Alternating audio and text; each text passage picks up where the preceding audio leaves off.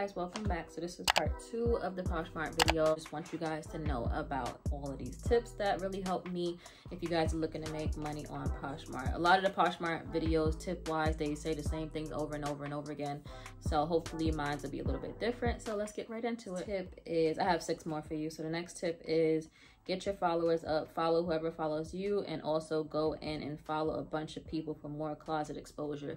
So when I was looking for tips, I did find this one from somebody else's channel. When I first started on Poshmark, I noticed a lot of people was following me. Like, why are so many people following me? That's so weird to me. Like, how would they know about my closet?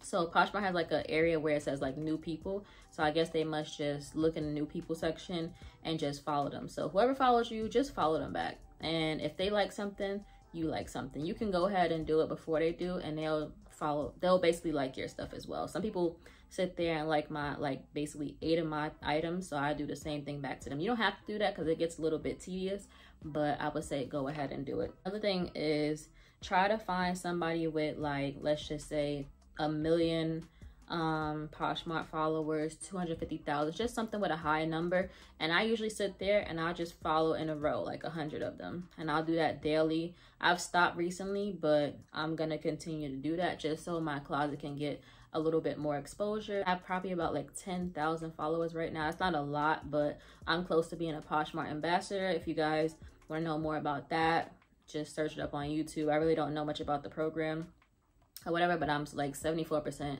I'll put a little picture up there, close to being a Poshmark ambassador. That's because I like a lot of people's closets. They like mine, etc., etc. So yeah, that's the first thing. If something is not selling, don't be afraid to drop your prices. So I try to drop my prices maybe about 3 days into me having it posted, just because I'm getting a little bit anxious. I like to make sales every day, and that's just me. You could wait a week, you could wait 2 weeks, but I try to drop the price, especially if it's getting a lot of likes, but it's not getting a lot of like interest, like asking me about the item or making any offers. I'll drop the price a bit. So they have like a 10%, a 20%, and it might be a 30%. I never use 30%.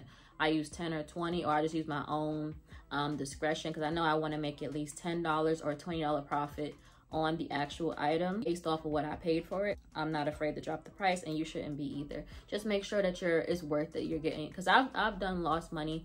I've lost about maybe $6 here on something, $5 here, so that does add up at the end of the day. So just be smart and know your numbers. Next one is build relationships, follow up with past buyers. So I always build relationships with my clients that buy wigs from me, hair from me, clothes from me, whatever. So usually whenever I get something new, I make sure to tag those people first. If you're a repeat buyer, you're definitely gonna see be one of the first ones that know when I drop a new wig on my closet, because I definitely tag you. I'll write you a message and let you know, hey, I got this wig, I'll give you a discount since you bought from me before. Or sometimes when they buy, let's just say there's like an inconvenience with the mail, I'll give them a discount on their next purchase, and they'll always remember that.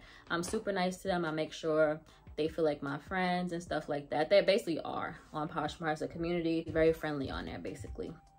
So I go above and beyond. Like, if I show you some of my messages, people say when it comes to my customer service and stuff like that. Always build relationships, and I follow up with past buyers. That's a big thing for me, and that's how I make most of my sales. One is go out and get the sales.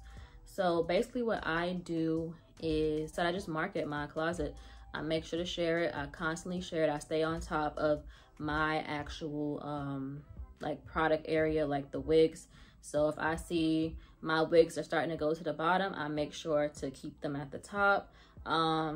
Sometimes I will try to see who's liking certain wigs, and I'll go to their page and just, you know, introduce myself and say, hi, a closet full of wigs.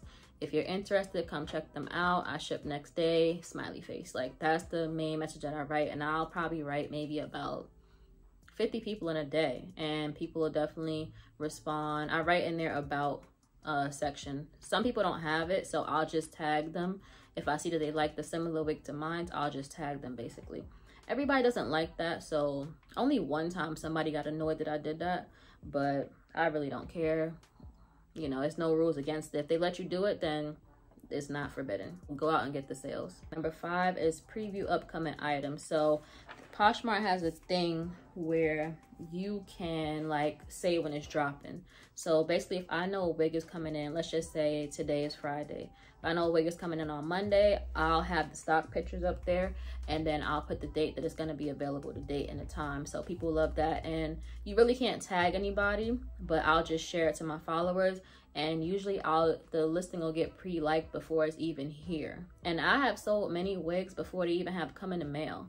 So definitely try to do that. Preview your items if you have them, if you can take pictures of them or whatever, if it's something that's getting shipped to you. Number 6 is Poshmark can become a full-time job, so treat it like one. Always be professional, maximize your time, and put your customers first. So usually, even if I'm out, I'll be doing Poshmark stuff. If it's like something special, like a date or something like that, I won't try, but if it's a date or something, I'll definitely put Poshmark aside.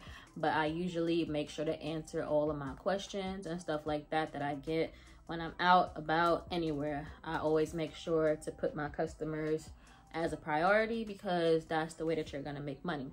I don't work at the moment, so this is basically my income source besides YouTube, etc, etc. So yeah, that's basically all my tips that I have for you guys. This video is a little bit shorter than the other one, the 6 tips that I have for you guys.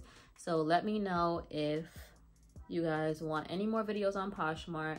I'll be gladly to make them. Ask me any questions below. Hopefully I explain everything well.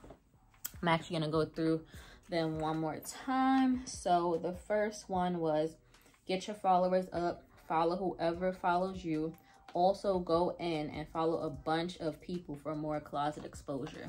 Please remember that. Number 2 thing is not selling. Don't be afraid to drop the price. 3 was build relationships. Follow up with the past buyers. Very important. 4 was go out and get those sales. Do not just sit on your butt and think that the sales are gonna come to you, because Poshmark is like a competition. You have to make sure you stay on top. Number 5 is preview upcoming items. I don't see a lot of people doing it, but I make sure that I do it. If you have something that you can preview, everybody does not have that, but if you do, try it out and see what happens. And number 6 is Poshmark can become a full-time job, so treat it like one. Always be professional, maximize your time, and put your customers first. In this pandemic, we have nothing but time, so try to maximize it. Time is money, and that's really a true saying, so definitely try to get your money. All right, guys, see you next time. Ask me any questions below, and if you want a part 3, I'll make another one. Bye.